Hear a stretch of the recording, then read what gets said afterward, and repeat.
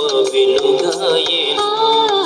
నీ వాక్యము నా పాదములకు దీపము, నా త్రోవకు గొప్ప వెలుగాయేను.